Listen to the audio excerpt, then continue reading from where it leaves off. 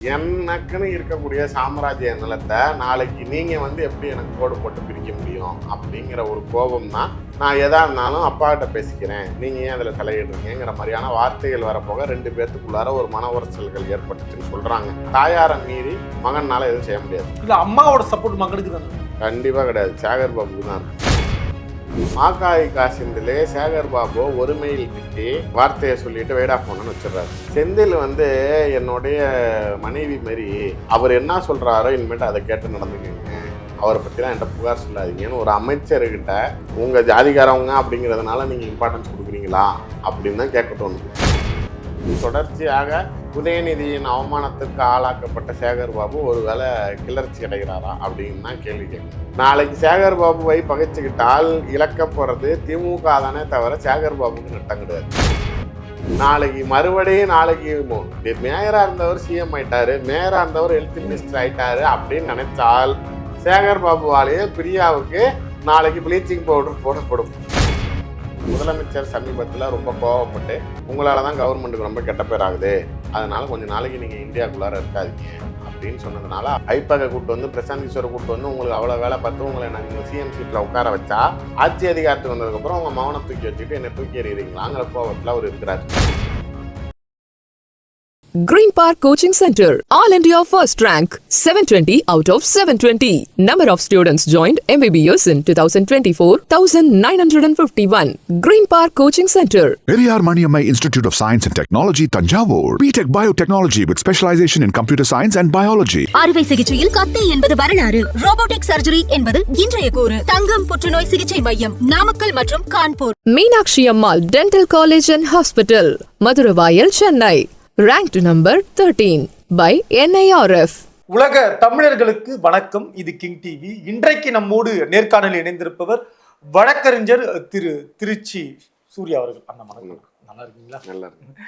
இந்து அறநிலையத்துறை அமைச்சராக இருக்கக்கூடிய சேகர் பாபு இன்றைக்கு கிட்டத்தட்ட வட சென்னையில் அவருடைய பெயர் எழுதப்படாத சுவரே கிடையாது. அந்த இடத்துல ஓரளவுக்கு பார்க்கும் இடமெல்லாம் அவருடைய புகைப்படம் இருக்கு. அருகிலேயே முதல்வர் இருக்காரு, துணை முதல்வர் இருக்காரு, புகைப்படத்துல ரொம்ப நெருக்கமாக தான் இருக்காங்க. இதையெல்லாம் தாண்டி அவங்களுக்குள்ள ஒரு சிக்கல் இருக்கு அப்படின்றாங்க. அதற்கு காரணமாக திரு மேயர் பிரியா அப்படின்றதும் பேசப்படுது. இது எந்த அளவுக்கு அவதூறு பரப்ப என்ன பிரச்சனை இருக்கிறதுங்கிறது சேகர் பாபுக்கும் உதயநிதிக்கும் சமீபத்தில் ஒரு உரசல் ஏற்பட்டுச்சு அப்படிங்கிறது எதனால அப்படின்னா, அதுவும் மகன் மருமகன் சண்டைன்னு கூட வச்சுக்கலாம். கிட்டத்தட்ட என்னன்னா, பெண் அமைப்புன்னு ஒன்று இருக்குது. அந்த அமைப்பு சபரிசன் தான் அந்த அமைப்பு பொறுத்த வரைக்கும் பாஸ், டைரக்டர்னு புரிஞ்சுக்கலாமா? இல்ல, அவருடைய கட்டுப்பாட்டு கீழே தான் இயங்குது, அவருக்கு தான் ரிப்போர்ட் பண்ணுவாங்க.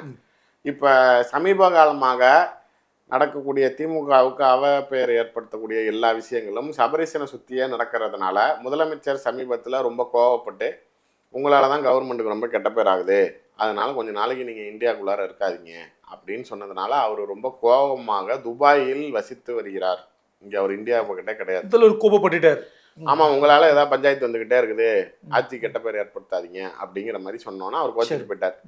இப்பயும் அவருக்கு என்னன்னா, 10 வருஷம் எதிர்கட்சியா இருந்தீங்க, ஐப்பாக கூப்பிட்டு பிரசாந்த் கிஷோரை கூப்பிட்டு உங்களுக்கு அவ்வளோ வேலை பார்த்து உங்களை நாங்கள் சிஎம் சீட்டில் உட்கார வச்சா ஆட்சி அதிகாரத்துக்கு வந்ததுக்கப்புறம் உங்க மௌனம் தூக்கி வச்சுட்டு என்னை தூக்கி எறிகிறீங்களாங்கிற கோபத்தில் அவர் இருக்கிறார், மருமகன். ஆமா. இப்ப அந்த பெண் அமைப்போடது எல்லா ரிப்போர்ட்டும் சரி, எல்லா விஷயங்களும் சரி, இது எல்லாமே சபரீசனோட எண்ணங்களையும் சபரீசனை பிரதிபலிக்கும் விஷயமாகவும் சபரீசனை முன்னிலைப்படுத்தும் விதமாகவும் இருக்கிறதுனால உதயநிதி பெண்ணோடைய எந்த ரிப்போர்ட்டையும் மதிக்கிறது கிடையாது, அதை நம்ப மாட்டாரு, அவங்ககிட்ட எதுவும் கேட்க மாட்டார். இவர் இப்ப ஏடிஎம்கேவுக்கு, அதாவது திமுகவுக்கு நமக்கு நாமக்கு வேலை செய்தவர், எடப்பாடிக்காக வெற்றிநடை போடும் தமிழகத்துக்கு வேலை செய்தவர், ராகுல் காந்திக்கு பாரத் ஜோடோ யாத்திராவுக்கு வேலை செய்தவர், சுனில் கனுகோலை மீண்டும் உதயநிதியை கைக்கு எடுத்துட்டு இப்ப அவருக்குன்னு தனியா டெப்டி சிஎம்க்குன்னு ஒரு டீம் வச்சிருக்கிறார்.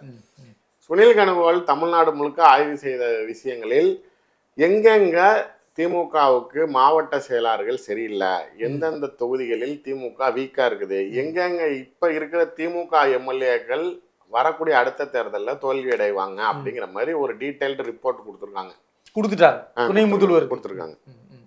அதுல வட சென்னையில சேகர் பாபுவோடைய செயல்பாடுகள் சரியில்லை, குறிப்பிட்டு ஒரு சில சட்டமன்ற தொகுதிகளுக்குள்ளார இப்ப அவருக்கு பாத்தீங்க அப்படின்னா சேகர் பாபுக்கும் பரந்தாம எக்மோர் எம்எல்ஏவுக்கும் ஆமா ஆகாது. பறந்து அது மாதிரி கேபிபி சங்கர் அவங்க அந்த குரூப்புக்கும் சேகர் பாபுக்கும் ஆகாது. எங்க எம்எல்ஏ சார் அப்படியா? ஆகாது. அது மாதிரி எபினைசர் வந்து இவர் இருக்கிற இடத்துல இருக்க மாட்டாரு, இவர் இங்கிட்டு வந்தா அவர் அங்கிட்டு போயிடுவாரு. இந்த மாதிரியான ஒரு பார்வையில தான் இருக்கும் ஜென்ரலா. நீங்க பார்த்தீங்கன்னாலே பார்த்திருக்கேன் சார். அவர் எங்க மாமியார் வீட்டு ஆமா, எம்எல்ஏ இவர் வந்து அவரை பொருட்படுத்த மாட்டாரு, அவர் இவரை பொருட்படுத்த மாட்டாரு. அவர் பணத்தை அடிச்சு சீட்டு வாங்கினவர் எபினைசரு. இவர் வந்து ட்ரீம்ஸ் மூர்த்தியும் ஐ ட்ரீம்ஸ் மூர்த்தியும் அதே தான். அவரும் பணத்தை அடிச்சு நொறுக்குனவர், போனது வந்தது. ஸோ இந்த காம்ப்ளெக்ஸ் ஃபேக்டர்ல இவர் கீழே இருக்கிற சட்டமன்ற தொகுதி உறுப்பினர்களை இவரை யாரும் அனுசரிக்கிறதில்ல, இவரு கூட ஒத்துமையா இல்லை. இந்த பிரச்சனை ஓடிக்கிட்டு இருக்கு. அதனால இது நாளைக்கு தோல்வியை தழுவுவதற்கு உண்டான வழிவகை பண்ணுமோ அப்படிங்கிறத மாவட்டத்தை ரெண்டாக்கணும்னு உதயநிதி பிளான் பண்றாரு. இதுதான் நாளைக்கு இவங்களுக்குள்ளார வர உரசல். எனக்குன்னு இருக்கக்கூடிய சாம்ராஜ்ய நிலத்தை நாளைக்கு நீங்க வந்து எப்படி எனக்கு கோடு போட்டு பிரிக்க முடியும் அப்படிங்கிற ஒரு கோபம் தான். நான் எதா இருந்தாலும் அப்பாகிட்ட பேசிக்கிறேன், நீங்க ஏன் அதில் தலையிடுறீங்கிற மாதிரியான வார்த்தைகள் வரப்போக 2 பேர்த்துக்குள்ளார ஒரு மன உரசல்கள் ஏற்பட்டுச்சுன்னு சொல்றாங்க. பட் இதுவே வேற யாராச்சும் இருந்தா கூட கண்டிப்பா உதயநிதி பேக் ஃபயர் ஆவா, அப்படி தன்னால் முடிஞ்சதை ஏதாவது செய்வா அப்படி. ஆனால் சேகர் பாபு கிட்ட கண்டிப்பா செய்ய மாட்டாரு. ஏன்னா அந்நியாரின் முழு அனுகிரகம் பெற்ற ஒரு அமைச்சராக சேகர் பாபு இருக்கிறப்ப தாயாரை மீறி மகனால எதுவும் செய்ய முடியாது. இல்ல அம்மாவோட சப்போர்ட் மகனுக்கு தானே இருக்கும்? கண்டிப்பா கிடையாது, சேகர் பாபுக்கு தான் இருக்கும். ஏன்னா இந்த விஷயத்தை பொறுத்த வரைக்கும் நாளைக்கு அவர் அழகா அவங்களுக்கு ஏத்த மாதிரி அவங்க கிட்ட கொண்டு போய் இந்நேரம் எப்பயோ சேர்த்திருப்பாரு. உதயநிதியோட சிம்பிளா ஒரு விஷயம் சொல்றாங்க. உதயநிதியோட பிஏ ஒருத்தர் இருக்கிறாரு, மாக்காயிக்கா செந்தில். ஜாதி பார்க்க மாட்டேன் அப்படிங்குவாங்க. கலைஞருடைய உதவியாளர் சண்முகநாதன் என்ன சமூகம் தெரியுமா? தெரியாது. கலைஞர் சமூகம் தான்.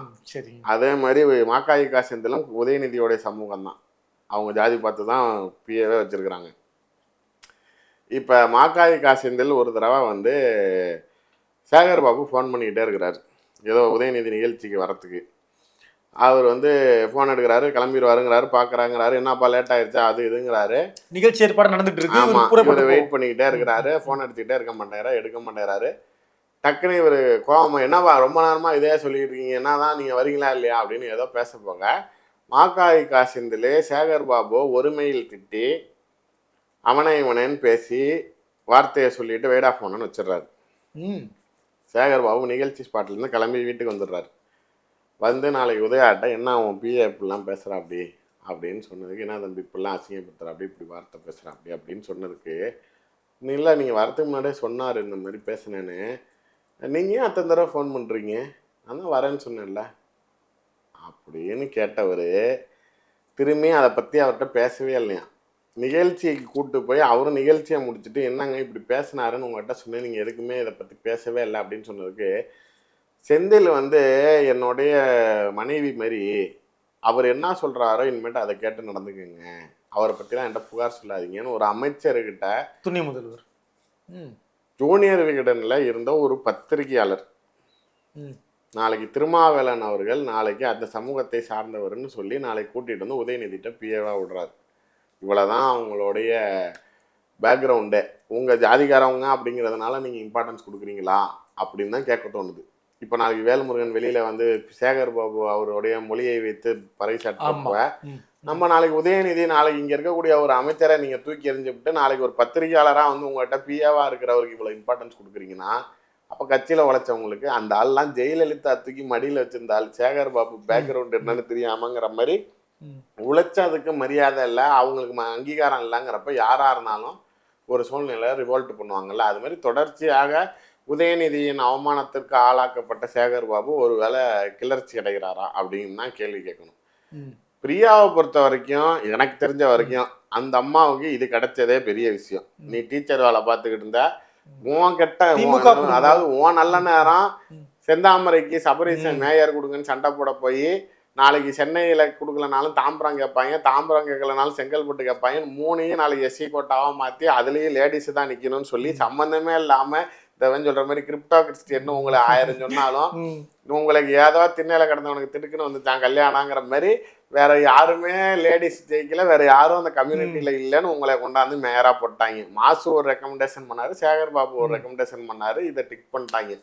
அதனால முதலமைச்சர் உட்கார்ந்த சீட்ல மா சுப்பிரமணியம் உட்கார்ந்து இந்த சீட்ல நான் உட்கார்ந்தேனா அப்படின்னு நாளைக்கு மகிழ்ச்சியோட கம்முன்னு பொட்டியை சத்திட்டு திரும்பி கிளாஸ் எடுக்க போறது நல்லது. நாளைக்கு மறுபடியும் மேயரா இருந்தவர் சிஎம் ஆயிட்டாரு, மேயரா இருந்தவர் ஹெல்த் மினிஸ்டர் ஆயிட்டாரு அப்படின்னு நினைச்சால் சேகர் பாபுவாலேயே பிரியாவுக்கு நாளைக்கு ப்ளீச்சிங் பவுடர் போடப்படும். இதுதான் நடக்கிற விஷயமா இருக்கும். அரசியல்ல பதவி உண்டோ மேயரா இருக்கும், அடுத்து மேல ஒரு எம்எல்ஏ சட்டமன்ற உறுப்பினர், அதுதான் சொல்றேன். அதெல்லாம் நாளைக்கு நியாயம் தானே.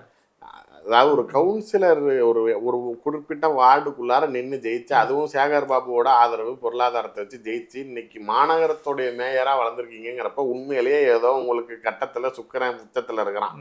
இப்போ நாளைக்கு கட்டத்தை மாறிட்டான் போல, டைம் சரியில்லை, அதனால தான் பதவி ஆசை வருது, நாளைக்கு இப்போ உனக்கு இருக்கிறது போக போகுது அப்படிங்கிற மாதிரி தான் இருக்குது.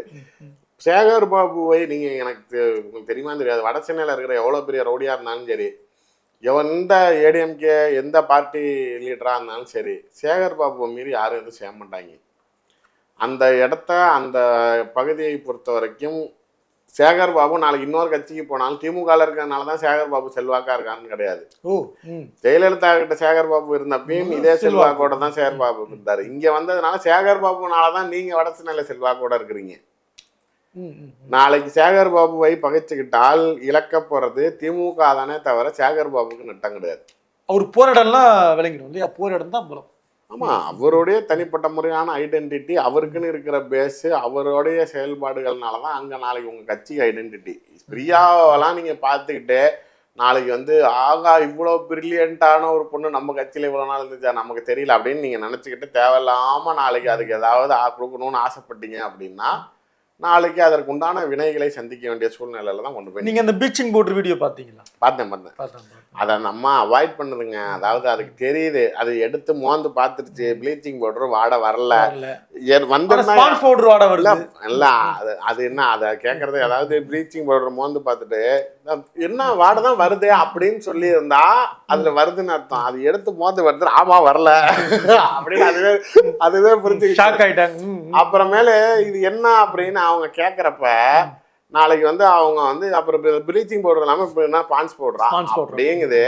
அதாவது அவங்க கேட்கறது அதுலேயும் அவங்க இங்கிலீஷ் தான் பேசுவாங்க. உங்களுக்கு தெரியுமா, ஸ்லாட்டர் மிஷின் ஹவுஸில் நாளைக்கு ப்ளீச்சிங் பவுடர் போட சொன்னாங்க. ஐயா உங்களுக்கு தமிழ் பேச வராதா?